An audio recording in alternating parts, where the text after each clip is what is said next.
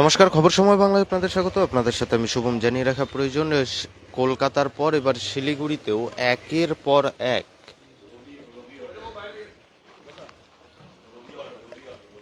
পর এক কিন্তু ইস্তফা দেওয়ার হিড়িক। প্রথমে শহরের মেয়র গৌতম দেব কিন্তু ইস্তফা দেয় এবং তারপর থেকেই একের পর এক ইস্তফা দেওয়ার হিড়িক। এবং এই মুহূর্তে জানা যাচ্ছে যে কাউন্সিলর মানিক দে তিনিও কিন্তু ইস্তফা দিয়েছেন। তবে তিনি তার পদ থেকে না, কাউন্সিলর পদ থেকে কোন পদ থেকে ইস্তফা দিলেন তার কারণ একদিকে যেমন রয়েছে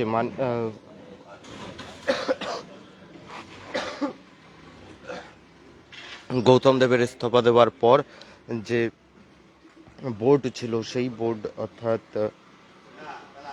এমএমআইসি যে পদটি ছিল সেই পদটি কিন্তু এমনি ডিজলভের দিকে যাচ্ছে। সেই জায়গায় দাঁড়িয়ে কোন পদ থেকে ইস্তফা দিলেন তিনি, সেটি কিন্তু বিষয় রয়েছে। তার সাথে আমরা কথা বলবো। এই মুহূর্তে আমরা উপস্থিত রয়েছি কাউন্সিলর অফিসে, 13 নম্বর ওয়ার্ডের কাউন্সিলর অফিসে, এবং আমরা তার সাথে সরাসরি কথা বলার চেষ্টা করব। তবে তার আগে জানিয়ে রাখা প্রয়োজন, শিলিগুড়ি শহরের মেয়র পদ থেকে ইস্তফা দিয়েছেন গৌতম দেব। শিলিগুড়ি মহকুমা পরিষদের সভাধিপতি পদ থেকে ইস্তফা দিয়েছেন অরুণ ঘোষ। তার পাশাপাশি কাউন্সিলর পদ থেকে ইস্তফা দিয়েছেন দিলীপ বর্মন এবং সেবিকা মিত্তাল। এবার শোনা যাচ্ছে যে মানিক দে কিন্তু ইস্তফা দিয়েছেন। এই মুহূর্তে আমরা সরাসরি সেই লাইভ আপডেট খবর সময় বাংলায় তুলে ধরছি আপনাদের সামনে। আমরা কথা বলার চেষ্টা করব কাউন্সিলরের সাথে। কি বলছেন কাউন্সিলর?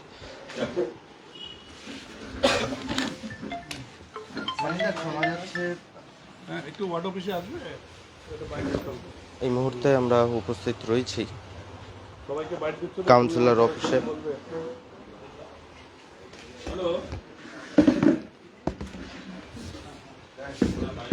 এই মুহূর্তে আমরা কাউন্সিলর অফিসে রয়েছি। মানে দাদা, শোনা যাচ্ছে তুমিও ইস্তফার পথে হাঁটছো, তো কোন পদ থেকে? কাউন্সিলর পদ না এমএমআইসি পদ, কোন পদ থেকে? না, আমি এমআইসির পদ থেকে। কাউন্সিলর সাধারণ মানুষ ম্যান্ডেট দিয়েছে। গভর্নমেন্ট যদি মনে করে এই বোর্ডকে ভেঙে দিবে, অর্থাৎ কাউন্সিলরকে ভেঙে দেবে, কাউন্সিলরও রাখবে না, তাহলে সেটা গভর্নমেন্টের ভার্ডিক্ট। বাট আমাদের যেটা মনে হয়েছে, যেহেতু মেয়র ইস্তফা দিয়েছে, সুতরাং মেয়র যেহেতু নয়, মেয়র নমিনেটেড ছিলাম আমরা, তো আমরাও, আমার মনে হয় আমাদেরকেও এমআইসি পদে থাকা উচিত নয়। সেটা আমার সিদ্ধান্ত যে আমি আজকে অলরেডি ইস্তফা দিয়েই দেবো। মানে কি আরেকটা বিষয় থাকে যে তুমি কনজারভেন্সিটা তোমার দায়িত্ব ছিল, তাহলে এখন শহরে কনজারভেন্সি কিভাবে চলবে? আমি বলছি, আমি চিঠিটা এরকমভাবে লিখেছি যে আমি যেহেতু মেয়র নেই, রেজিগনেশন করেছে, সুতরাং আমিও এই ইয়ের থেকে রেজিগনেশন দিতে চাই। কিন্তু যদি কমিশনার মনে করে কিংবা গভর্নমেন্ট যদি মনে করে কোনো কারণে এই দুর্যোগপূর্ণ দিন আসছে সামনে, এই সময় কনজারভেন্সিটা দেখা উচিত। যে কোনো সময় যে কোনো কাজে যদি আমাকে ডাকে, তাহলে আমি সহযোগিতা করতে রাজি আছি। কিন্তু আমি আমার এই পদটাকে ধরে রাখতে চাইছি না। নতুনভাবে যদি ওনারা মনে করে যে এই বোর্ড চালাবে, বা গভর্নমেন্ট যদি মনে করে, অনেক রকম উপায় আছে, অনেকগুলো পার্ট আছে এর মধ্যে। অ্যাডমিনিস্ট্রেটিভ বসিয়ে এসডিওকে দায়িত্ব দিয়ে, এরকম অনেকগুলো পৌর আইনে আছে প্রবিধান, সেগুলোও করতে পারে। এবং তাতে কাউন্সিলরদেরকে কোঅর্ডিনেটর রেখে, যেহেতু দুর্যোগ এরিয়া আসছে, সামনে পুজো আসছে, তো সেটা করতে পারে গভর্নমেন্ট থেকে। গভর্নমেন্ট যেটা বলবে সেইভাবেই করে নেওয়া উচিত আমার মনে হয়। কিন্তু আমার মনে হয়েছে এই যেহেতু মেয়র নেই, সুতরাং আমাদেরও এমআইসি পদটা না রেখে ছেড়ে দেওয়াই উচিত। দাদা, আরেকটা বিষয় থাকছে, গতকাল কাউন্সিলরদের বৈঠক হয়, সেখানে রঞ্জন সরকারকে দলনেতা এবং সঞ্জয় পাঠককে উপদলনেতা পদে বসিয়ে বোর্ডটাকে ধরে রাখার যে চেষ্টা, সেটাতে কতটা? সেটা দেখুন, আমি বলছি, সেটা হচ্ছে আমাদের 37 জন কাউন্সিলরের মধ্যে 2 জন কাউন্সিলর অলরেডি রেজিগনেশন দিয়েছে। একটা দিলীপ বর্মন, আর একটা হচ্ছে সেবিকা মিত্তল। এবং আমি জানি না আর কে এর মধ্যে কোনো কিছু করেছে কিনা, তাহলেও 35 জন কাউন্সিলর থাকছে এবং আমি রেজিগনেশন দিচ্ছি। এইবার 24 জন বোধহয় ম্যান্ডেট লাগে, 24 জন কাউন্সিলর বোধহয় ম্যান্ডেট দিলে তাহলে ওই যে ম্যান্ডেট হয় সেই ম্যান্ডেটে তারা করতে পারে। কিন্তু আমার মনে হয় যেহেতু একটা বোর্ড ভেঙে গেছে, সুতরাং এই বোর্ডে না থাকাই এখন শ্রেয়। কিন্তু যদি গভর্নমেন্ট মনে করে, আবারও বলছি, যদি গভর্নমেন্ট মনে করে এই দুর্যোগপূর্ণ দিনে আর সামনে দুর্গাপুজো, সেই সময় যদি কোনো কাজে বা অ্যাডমিনিস্ট্রেটিভ বসিয়ে কোঅর্ডিনেটর দিয়ে কাজ করাতে চায়, তাহলে আমরা এই ইয়েতে আমরা সহযোগিতা করব। দাদা, আরেকটা প্রশ্ন থাকছে যে প্রায় তো 24 ঘন্টা হয়ে গেল, রাজ্য সরকারের পক্ষ থেকে কোনো নির্দেশ এখনো পর্যন্ত কি এসে পৌঁছেছে?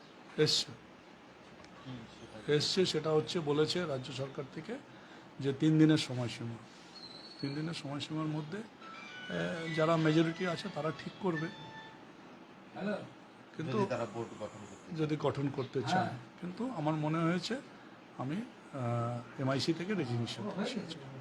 বোর্ড গঠনের পক্ষেও আপনি আর না, সেটা এখন ওরা ঠিক করবে, ওদের যদি মেজরিটি হয় তাহলে ওরা ঠিক করবে, কিন্তু আমি এমআইসিতে থাকতে চাইছি। এই মুহূর্তে আমরা সরাসরি লাইভ আপডেট খবর সময় বাংলায় তুলে ধরছি আপনাদের সামনে শিলিগুড়ি 13 নম্বর ওয়ার্ড কাউন্সিলর মানিক দে অফিস থেকে। এবং জানিয়ে রাখা প্রয়োজন, গতকালকের যে ঘটনা,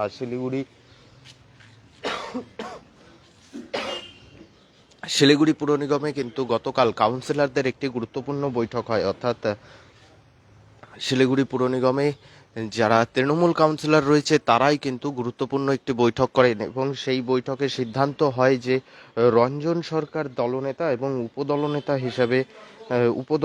হিসাবে সঞ্জয় পাঠককে সামনে রেখেই পুর নিগমের যে বোর্ড, সেই বোর্ড ধরে রাখার কথা কিন্তু জানায় দার্জিলিং সভাপতি, তৃণমূলের দার্জিলিং সভাপতি কুন্তল রায়। তবে আজ সকালেই মানিক দে তিনি কিন্তু জানাচ্ছেন, তিনি কিন্তু এই যে বোর্ড ধরে রাখার সিদ্ধান্ত, সেখান থেকে নিজের সিদ্ধান্তেই সরে আসতে চাইছেন। কারণ তিনি মনে করছেন যেহেতু শহরের মেয়র গৌতম দেব রেজিগনেশন করেছে, মেয়র নমিনেটেড যারা এমআইসি ছিল,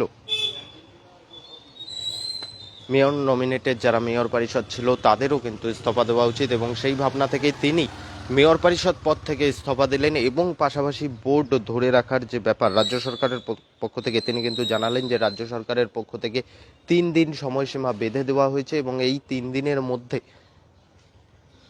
দিনের মধ্যে যারা মেজরিটি রয়েছে তারা যদি চায় বোর্ড গঠন করতে, তারা বোর্ড গঠন করতে পারে। এবং স্বাভাবিকভাবেই বোঝা যাচ্ছে যে হয়তো আগামী দিনে শহরের মেয়র হতে পারেন রঞ্জন সরকার। তবে মানিক দে কিন্তু পরিষ্কার জানাচ্ছেন যে এই যে বোর্ড ধরে রাখার বিষয়টি, এই বিষয়টিতে তিনি